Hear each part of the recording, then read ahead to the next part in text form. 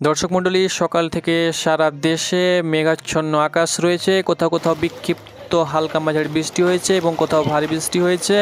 এই মুহূর্তের সবথেকে বড় খবর, এইমাত্র পাওয়া আপডেট আপনার জন্য নিয়ে এলাম। নিম্নচাপ আবারও কিন্তু একটু শক্তি বৃদ্ধি করেছে এবং রাতের মধ্যে কয়েকটি জেলাতে ঝড় বৃষ্টির আশঙ্কা রয়েছে। কোন কোন জেলাতে চলবে ভয়ঙ্কর ঝড় বৃষ্টি, রইল বিস্তারিত আপডেট। তো অবশ্যই আপনি দেশ বিদেশ যেখান থেকে দেখছেন অবশ্যই ভিডিওটা দেখুন এবং নিম্নচাপের সর্বশেষ আবহাওয়ার বুলেটিনটি জেনে নিন এবং প্রত্যেক দিনের আবহাওয়ার খবর পেতে অবশ্যই চ্যানেলে চোখ রাখুন। দর্শক মণ্ডলী, আজ হলো 30শে মে শুক্রবার এবং আবহাওয়ার যে কন্ডিশন রয়েছে এখন মোটামুটি 2 থেকে 3 দিন এইরকম কন্ডিশন থাকবে। পরে কিন্তু মোটামুটিভাবে পরিষ্কার হয়ে যাবে। তো এখানে আপনারা অন স্ক্রিন দেখতে পাচ্ছেন, আমি সরাসরি আপনাদেরকে দেখিয়ে দিচ্ছি আবহাওয়ার রাডার থেকে, সরাসরি উপগ্রহ চিত্র থেকে আমি সরাসরি চলে এসেছি উপগ্রহ চিত্রে। এখানে যে দেখতে পাচ্ছেন যে বায়ুর ঝাপটা রয়েছে ঘন্টায় 63 কিলোমিটার প্রতি ঘন্টা, কোনো কোনো জায়গায় 65, কোনো কোনো জায়গায় 61-62 কিলোমিটার প্রতি ঘন্টা, অর্থাৎ তার যে শক্তি সেটা কিন্তু একটু হলেও বৃদ্ধি পেয়েছে। তো তার যে মুখ রয়েছে, অভিমুখ রয়েছে, সেটা কিন্তু বাংলাদেশের ওপরেই রয়েছে এবং কিছু কিছু মুখ রয়েছে যেটা কিন্তু মায়ানমারের দিকেও কিন্তু ধাবিত হয়েছে এবং মায়ানমারেও কিন্তু বৃষ্টি শুরু হয়েছে। কিছুক্ষণ পরেই দেশের এই সব জেলাতে কিন্তু আবারও বৃষ্টি শুরু হবে এবং রাতের দিকেও কিন্তু ঝড় বৃষ্টির আশঙ্কা রয়েছে।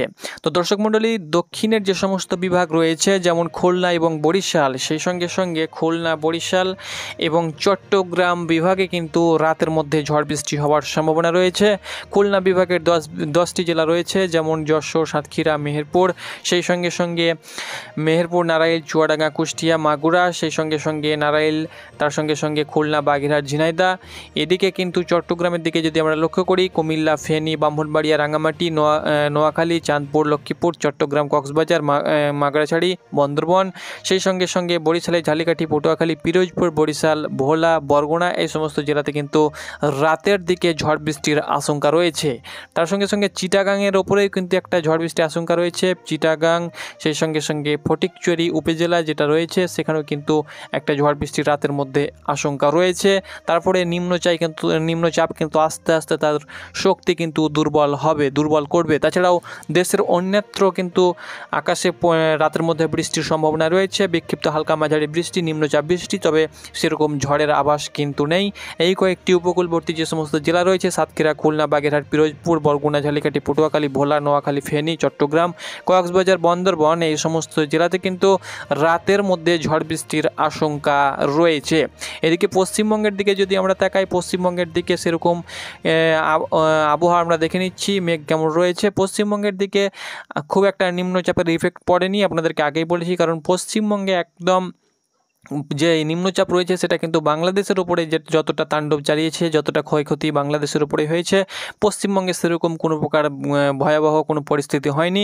শুধুমাত্র দক্ষিণের কয়েকটি জেলা রয়েছে, উত্তর 24 পরগনা, দক্ষিণ 24 পরগনা এবং 2 মেদিনীপুরে কিছুটা হলে ঝড়ো হওয়ার দেখা দিয়েছে, সে সঙ্গে সঙ্গে বৃষ্টি হয়েছে। বাকি অন্যান্য জায়গায় হালকা মাঝারি বিক্ষিপ্ত বৃষ্টি হলেও আকাশ মোটামুটি এই মুহূর্তে পরিষ্কার রয়েছে। রাতের দিকে 2-1 পশলা বৃষ্টি হতে পারে। তবে উত্তরে যে সমস্ত জেলা রয়েছে যেমন দার্জিলিং, কালিম্পং, আলিপুরদুয়ার, তার সঙ্গে সঙ্গে উত্তর দিনাজপুর, কোচবিহার, এই সমস্ত জেলাতে রাতের দিকে কিন্তু বৃষ্টির আভাস রয়েছে। সেই সঙ্গে সঙ্গে রংপুর সহ রাজশাহী, সিলেট, ময়মনসিংহ সমস্ত বিভাগে, ঢাকা বিভাগেও কিন্তু বৃষ্টি রয়েছে। কারণ এই মুহূর্তে আবহাওয়ার রাডার যেটা আমরা দেখতে পাচ্ছি সেটা হলো পুরো বাংলাদেশ কিন্তু এই মুহূর্তে মেঘেচ্ছন্ন, একদম পুরো বাংলাদেশ মেঘে একদম ঢাকা পড়ে আছে। তার জন্য কিন্তু রাতের দিকে কিন্তু সব জায়গাতেই বৃষ্টি হবে। এখনও কিন্তু কিছু কিছু জায়গায় বৃষ্টি চলছে, তবে বরিশাল, চট্টগ্রাম এবং খুলনা বিভাগে কিন্তু ভারী থেকে অতি ভারীর সঙ্গে ঝড় বৃষ্টির আশঙ্কা রয়েছে। তো দর্শক মণ্ডলী, এটি ছিল সর্বশেষ পাওয়া আপডেট, আপনাদের সঙ্গে তুলে ধরলাম, নিয়ে আসলাম, আপডেট দিলাম। ধন্যবাদ।